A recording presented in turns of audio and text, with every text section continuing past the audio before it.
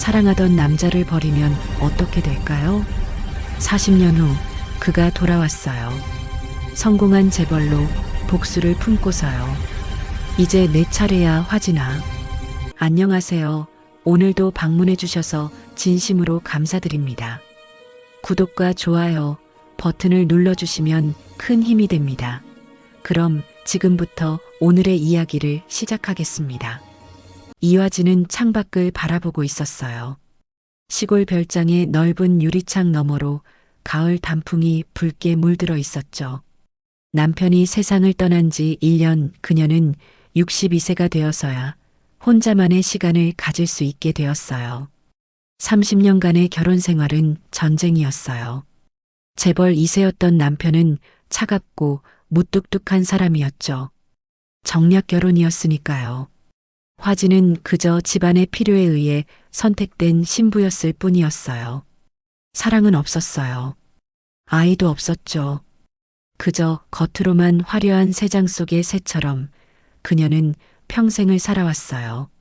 그날 오후 초인종이 울렸어요. 화진은 천천히 문을 열었죠. 그리고 그 순간 시간이 멈춘 것 같았어요.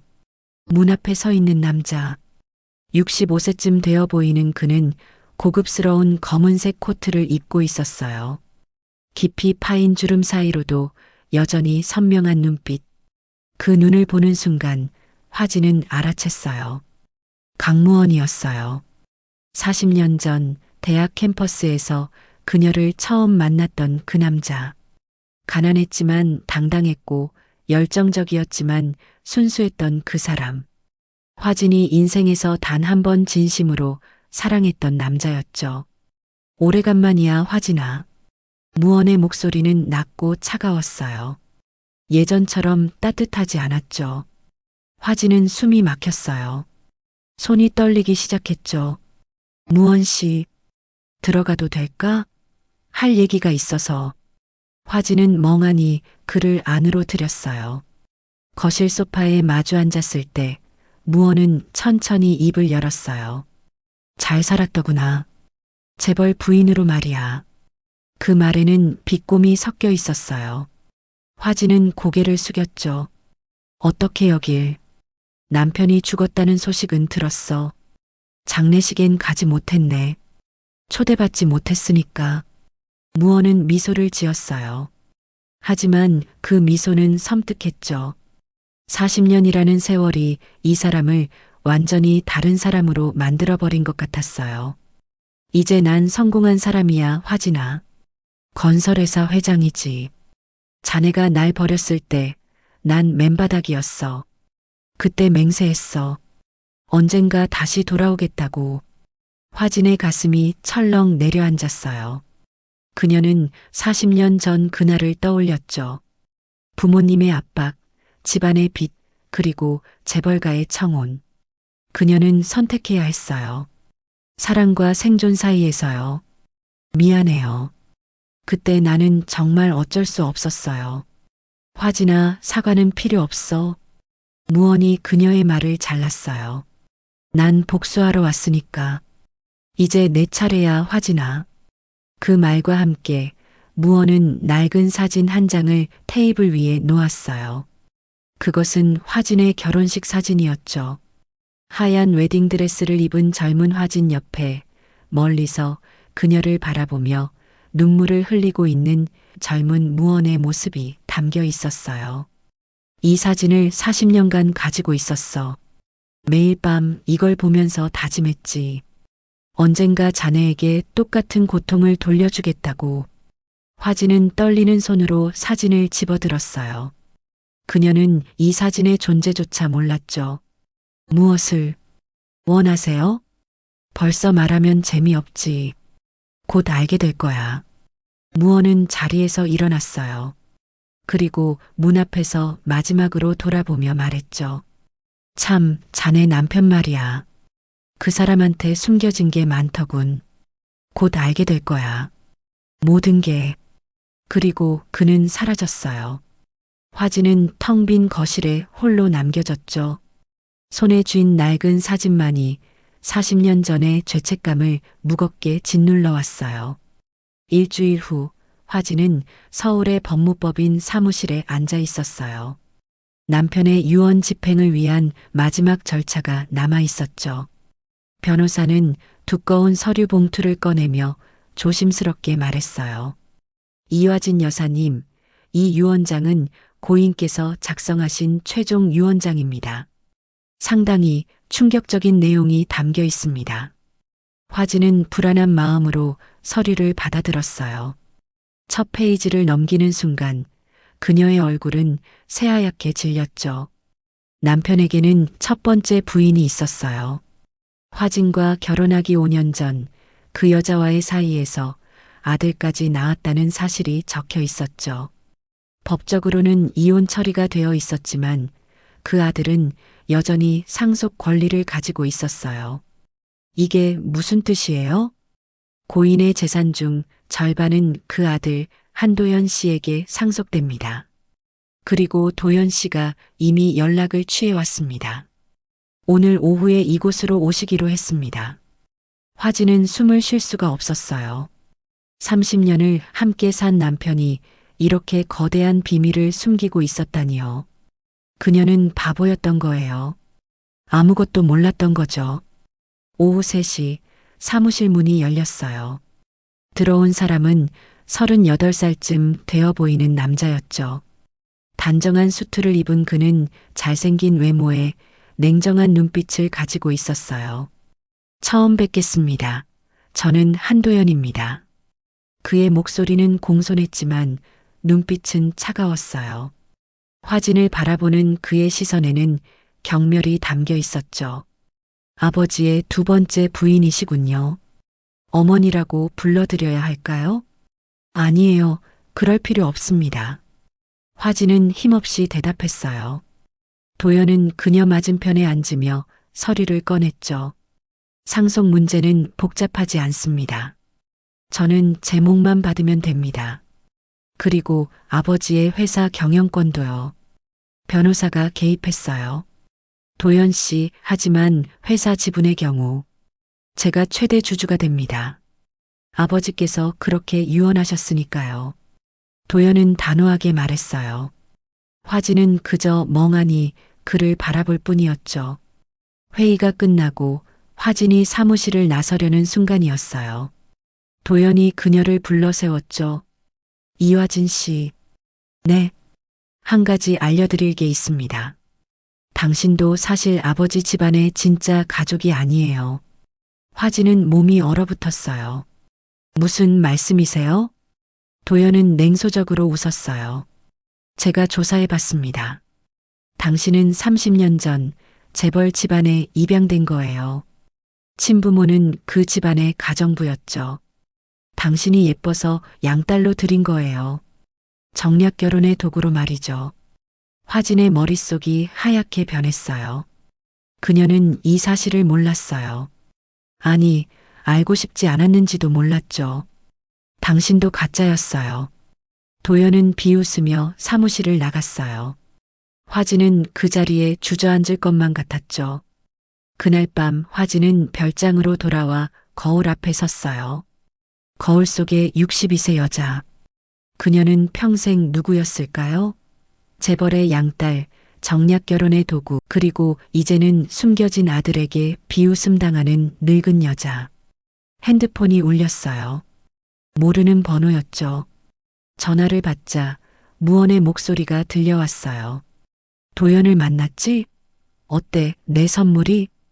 당신이 이걸 알고 있었어요? 물론이지. 내가 도연에게 진실을 알려줬어.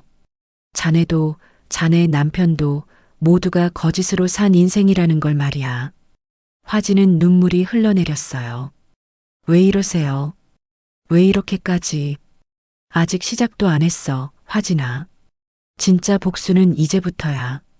전화가 끊겼어요. 화진은 바닥에 주저앉아 울기 시작했죠.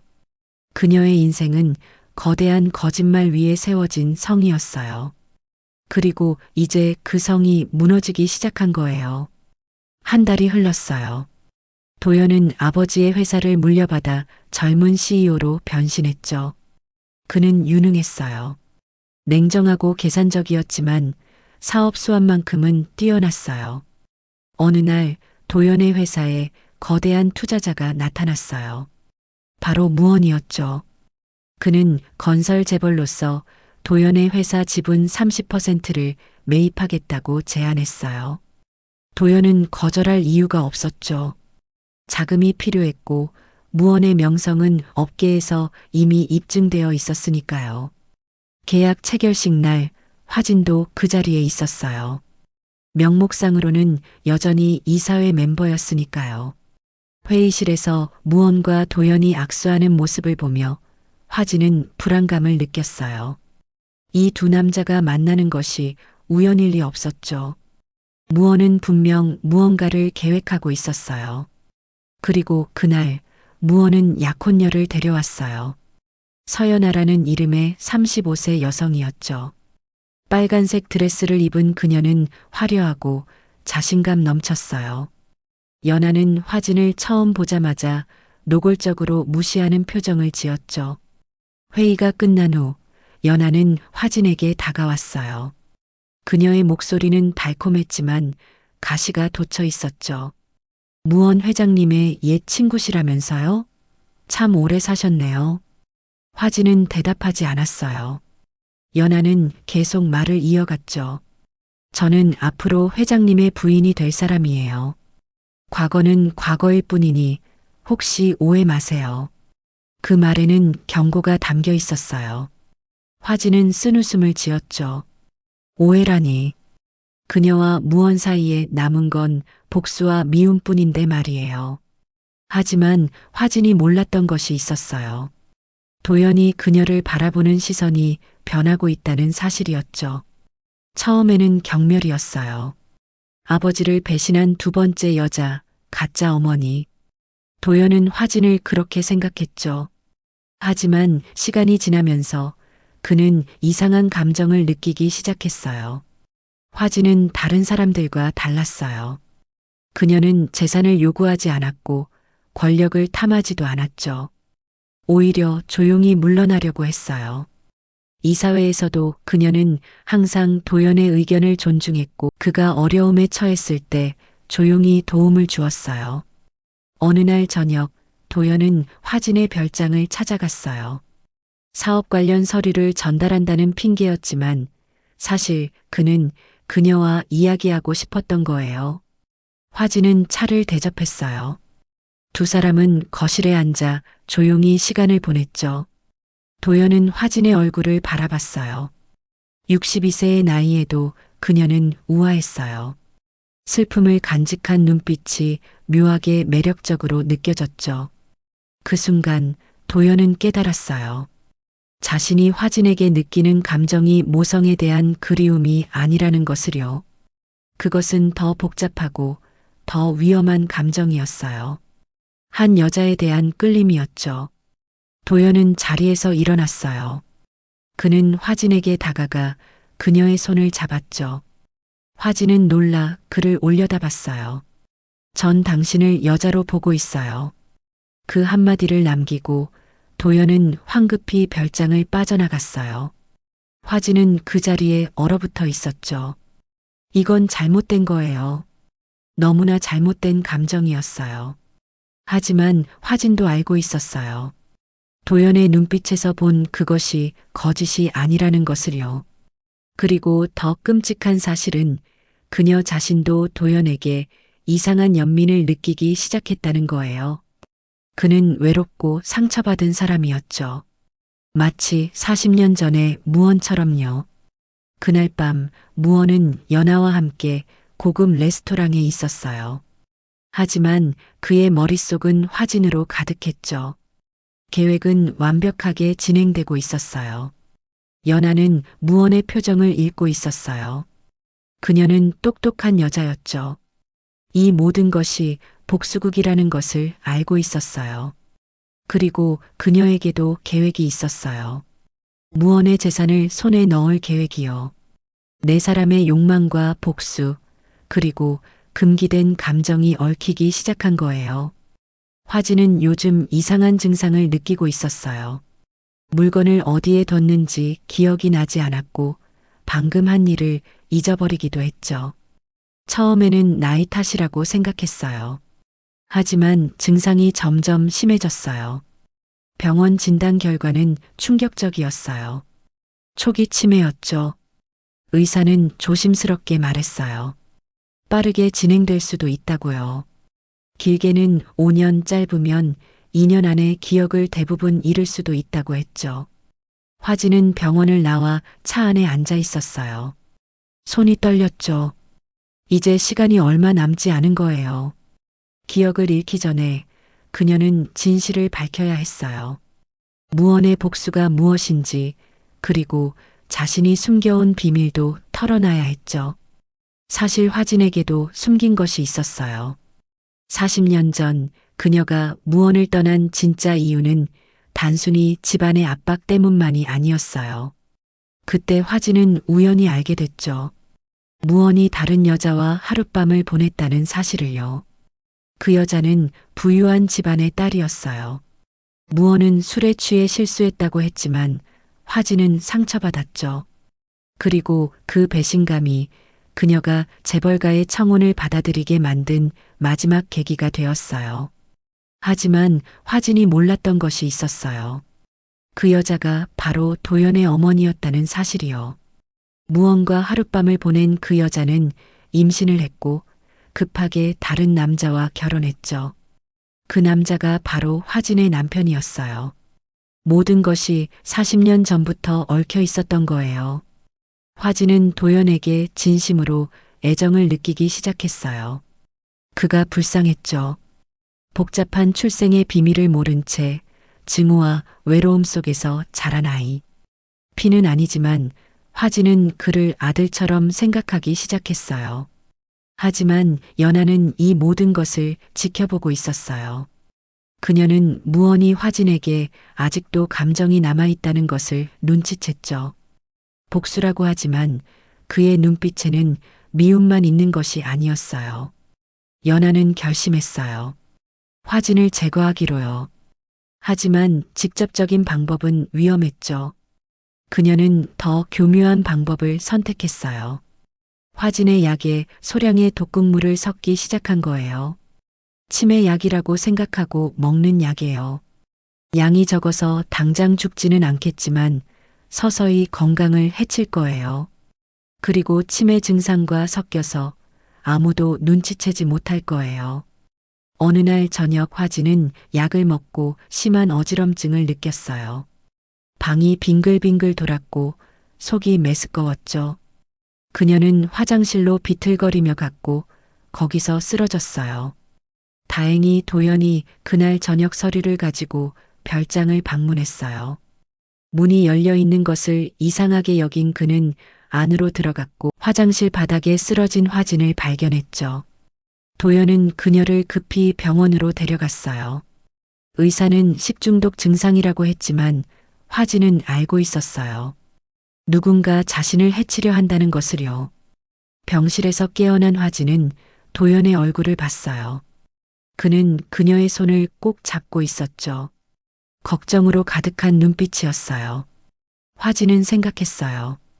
기억을 잃기 전에 그녀는 이 아이를 지켜야 한다고요. 무언의 복수가 무엇이든 도연만큼은 보호해야 한다고요. 하지만 화진은 몰랐어요. 가장 큰 폭탄이 곧 터진다는 것을요.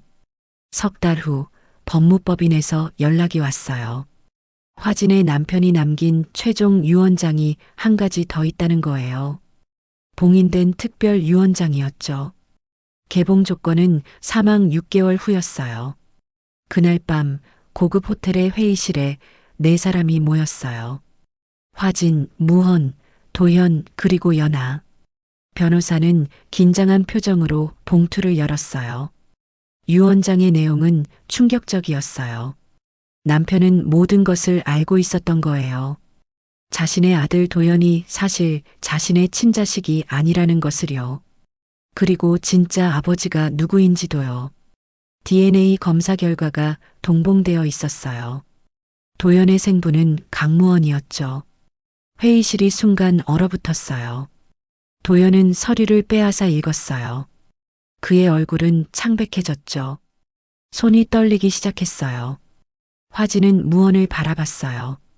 그는 놀라지 않았어요. 이미 알고 있었던 거죠. 아니, 처음부터 알고 있었던 거예요. 변호사는 계속 읽어나갔어요. 유언장에는 조건이 붙어 있었죠. 만약 이 진실이 밝혀지지 않으면 모든 재산은 국가에 귀속된다는 내용이었어요. 남편은 죽어서도 복수를 한 거예요. 자신을 배신한 첫 번째 부인과 무언에게요. 그리고 마지막 문장에는 이렇게 적혀 있었어요. 화진이 무언을 떠난 진짜 이유도 밝혀져 있었죠. 40년 전 무언과 도연의 어머니 사이에 있었던 하룻밤. 그것이 모든 비극의 시작이었다는 것을요. 도연은 자리에서 벌떡 일어났어요. 그는 무언을 바라봤어요. 눈에는 배신감과 분노, 그리고 혼란이 가득했죠. 무언은 침묵했어요. 40년간 숨겨온 진실이 밝혀진 순간이었어요. 그는 자신의 아들이 존재한다는 것을 알았어요. 하지만 그 아이가 화진의 남편 밑에서 자라고 있다는 것도 알았죠. 그래서 그는 복수를 선택했던 거예요. 화진을 버린 것이 아니라 화진의 삶을 파괴하기 위해요. 연하는 미소를 지었어요. 이것은 그녀에게 기회였어요. 무언의 친아들이 등장했다는 것은 재산 구도가 완전히 바뀐다는 의미였으니까요. 화진은 고개를 숙였어요. 모든 것이 거짓이었어요. 그녀의 결혼, 도연의 출생, 무언의 복수, 모든 것이 40년 전에 한 번의 실수에서 시작된 거예요. 도연은 비틀거리며 회의실을 나갔어요. 화진이 그를 따라가려 했지만 무언이 그녀의 팔을 잡았어요. 그의 목소리는 낮고 떨리고 있었어요. 이제 만족하나, 화진아? 우리 모두 파멸했어.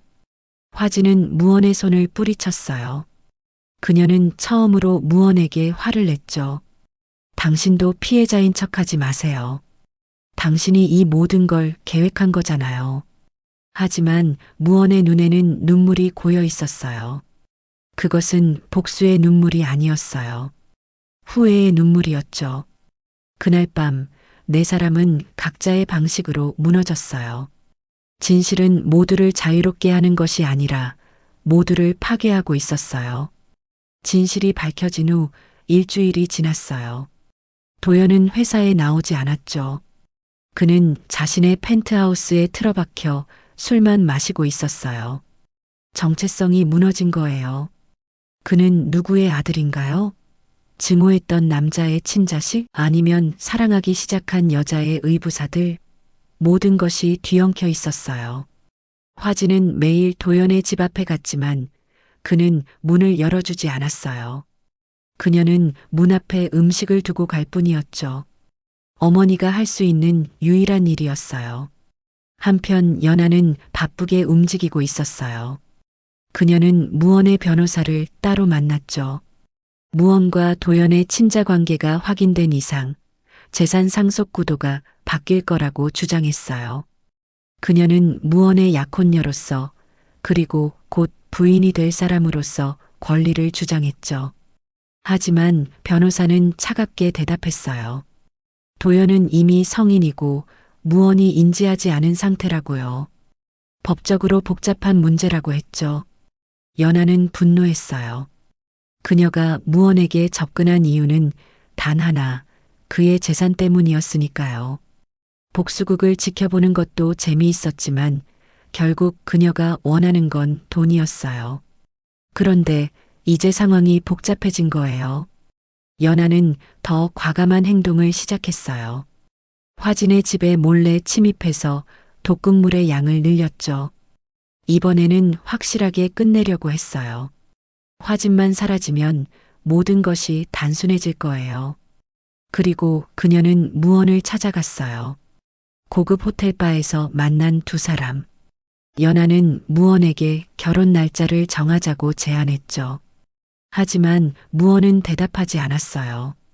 그의 머릿속은 온통 화진으로 가득했으니까요. 연하는 깨달았어요. 무언이 화진을 아직도 사랑하고 있다는 것을요.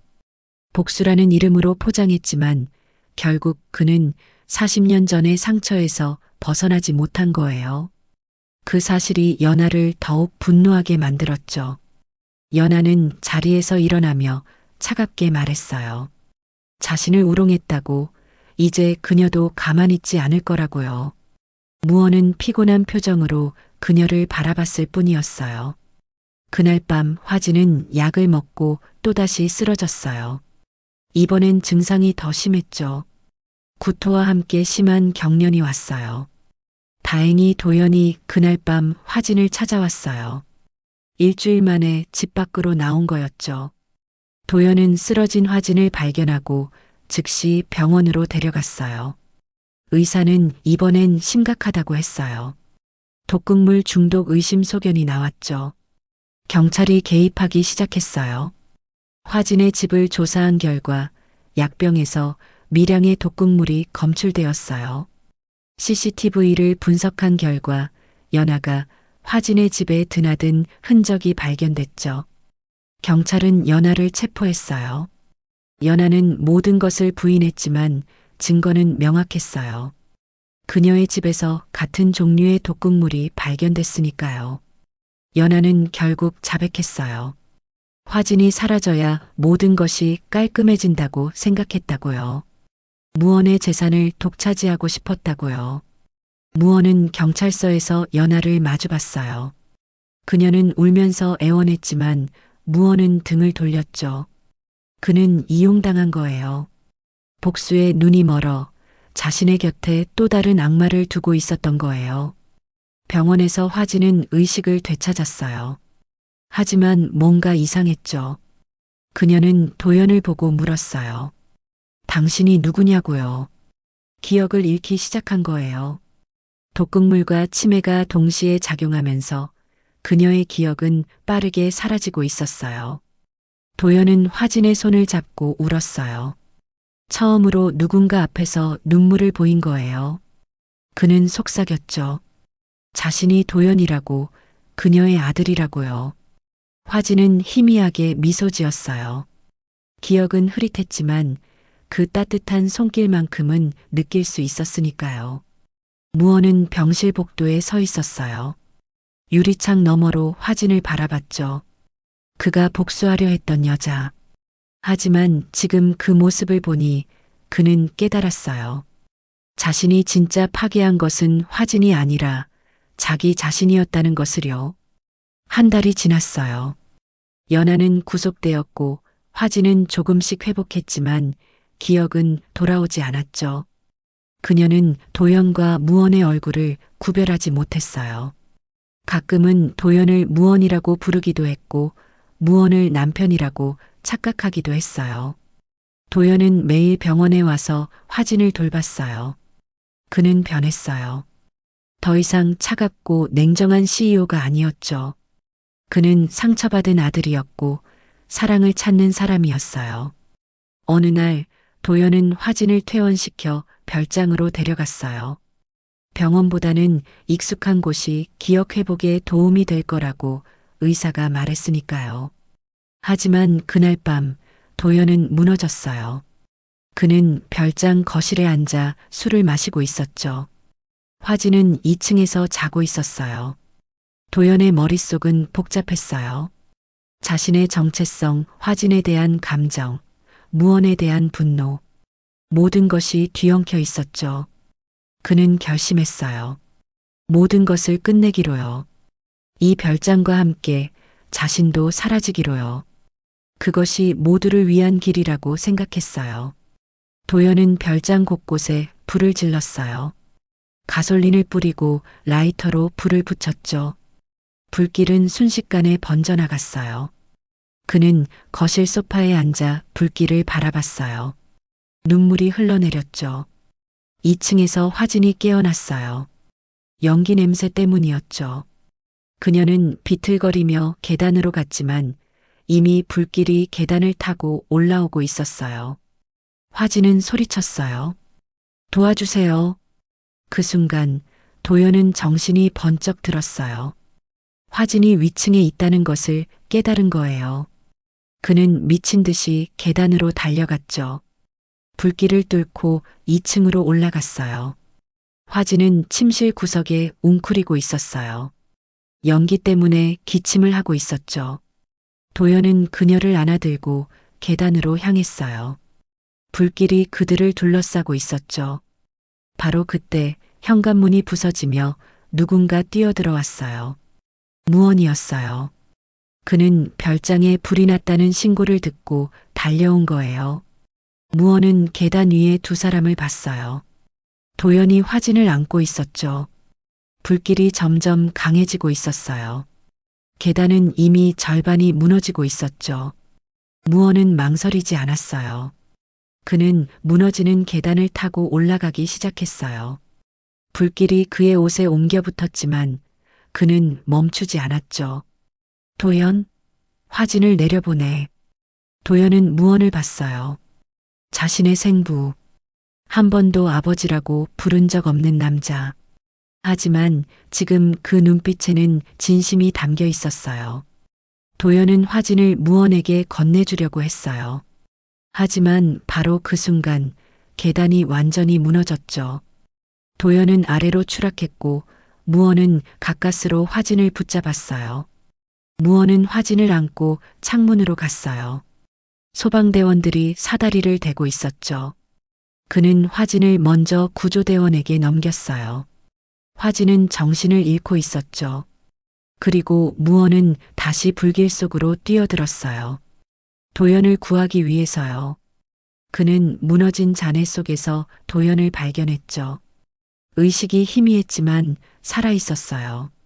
무언은 도연을 끌어안고 출구로 향했어요.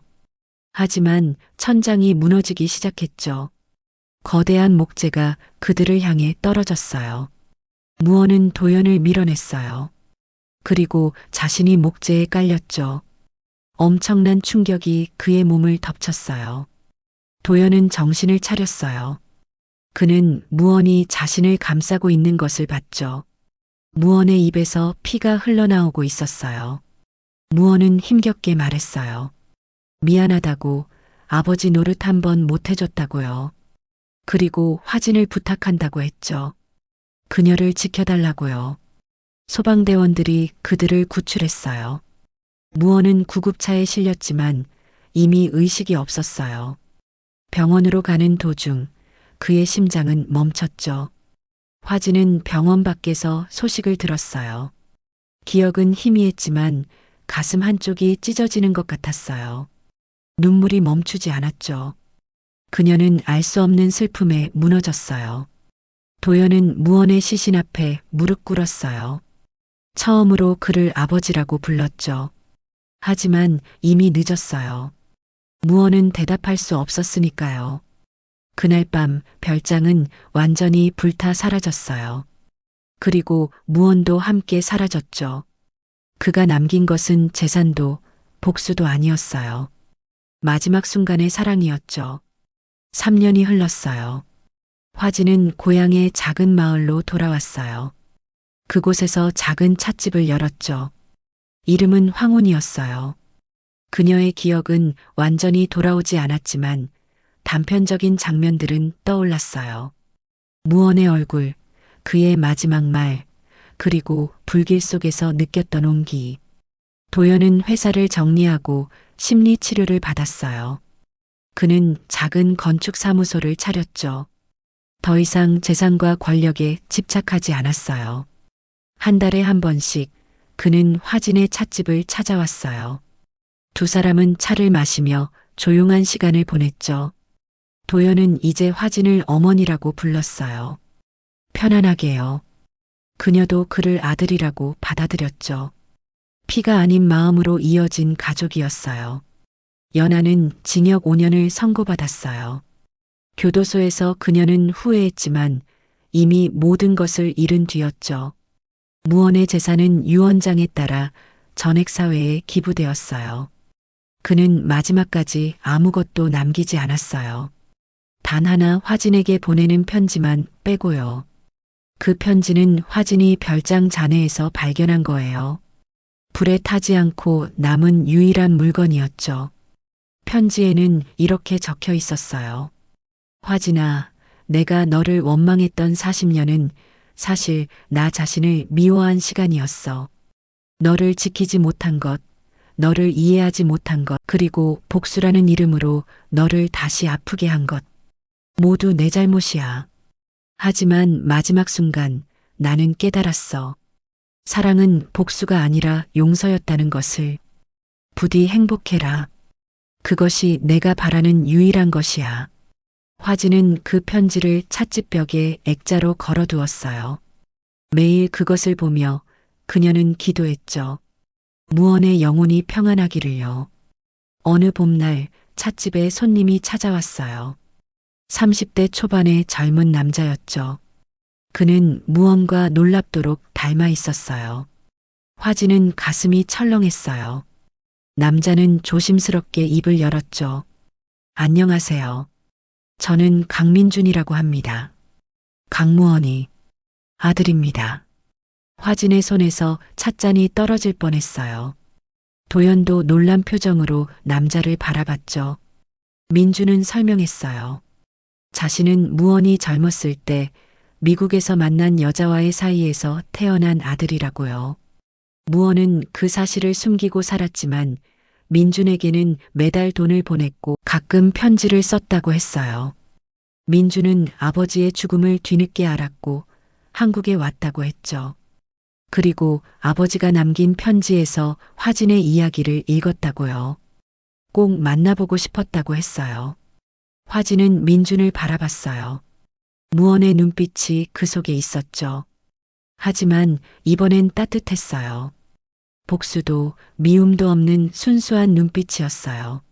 앉으세요. 차 한 잔 드릴게요. 민주는 미소 지으며 자리에 앉았어요. 화진은 차를 내렸죠. 그리고 세 사람은 조용히 대화를 나눴어요. 무언에 대해서, 과거에 대해서, 그리고 앞으로에 대해서요. 해가 지고 있었어요. 찻집 창문 너머로 황혼이 물들어가고 있었죠. 화진은 그 풍경을 바라보며 생각했어요. 사랑은 끝이 아니라 대를 이어 다시 시작하는 것이구나. 복수는 아무것도 해결하지 못했지만 용서는 새로운 시작을 만들었어요. 화진은 무언의 사진을 바라봤어요. 액자 속 그는 미소 짓고 있었죠. 마치 말하는 것 같았어요. 이제 괜찮다고, 모두 용서했다고요. 그녀도 속삭였어요. 작은 목소리로요. 나도 용서해요, 무언 씨. 그리고 사랑했어요. 찻집에는 따뜻한 침묵이 흘렀어요. 밖에서는 봄바람이 불어왔고 새로운 계절이 시작되고 있었죠. 황혼의 유혹은 끝났어요. 하지만 황혼 이후에는 또 다른 새벽이 기다리고 있었어요. 오늘 이야기는 여기까지입니다. 오늘도 즐거운 하루 되세요. 감사합니다.